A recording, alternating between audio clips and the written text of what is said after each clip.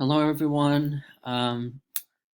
So, ironically, on the first day of our new year, I am doing our first weather video because we have a couple of storms that are potentially going to impact the northeast coast over the next week or so. Um, I'm just very quickly going to show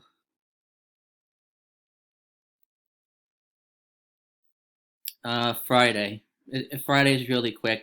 I don't really think there's going to be anything major on Friday. Let me just make sure.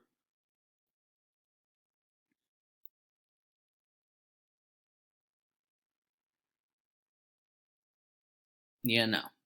Okay, so Friday is going to be a miss for a very simple reason. So you have your northern piece of energy and your southern piece of energy here. They're going to combine, but the problem is the overall trough is positively tilted. So that's northeast to southwest. So the flow out ahead of it is not to the to the east or northeast. So it's not going to be coming up the coast. It's going to be going out to sea.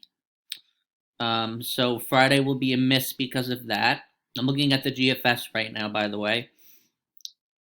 So our system to really look at for snow is next Monday. So I'm going to go ahead. All right. So we are now, let's go back one more.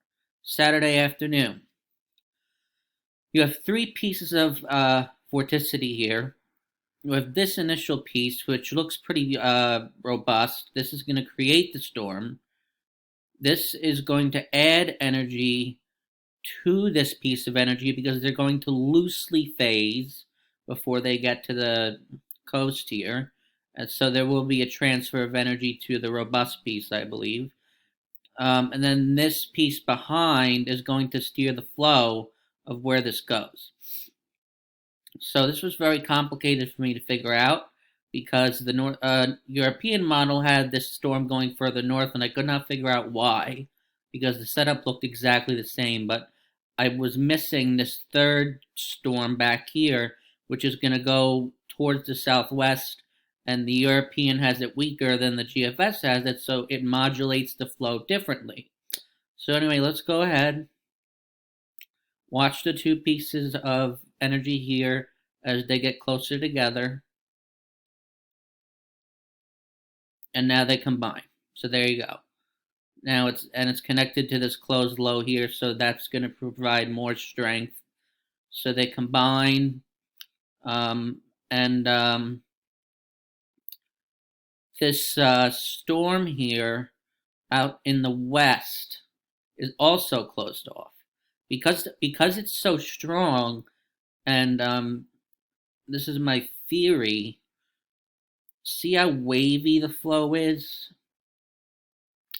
So this storm actually goes out rather than up because it's on the southern trajectory of this waviness. It kind of takes a progressive track, but it's still going to be a pretty good storm. Okay.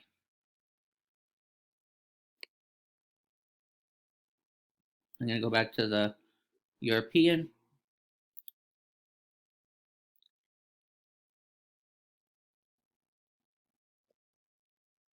Okay. So for the European, there's the two pieces of energy, 1 and 2, and then 3 is back there. So this is Saturday morning. Going ahead, see this setup here has the flow. It's not being dipped as much over here because this storm system number 3 is not as strong.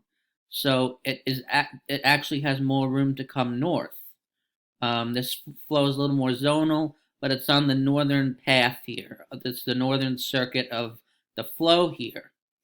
Um, And of course, it's phasing with the second piece of energy, so that's the same. And then it goes north and really gets going when it gets up to northern New England. So um, I think the major difference between the two is that this third piece, depending on how strong it is, will modulate the flow and will indirectly influence where our storm goes. Now, that's just a theory because I do know from weather, obviously, that closed lows are separate from the mainstream flow. So I think once that low closes off, it's no longer going to modulate the flow. So that's also something to keep in mind. Now I'll just quickly go through the surface map because I just want to show you what the storm is going to look like.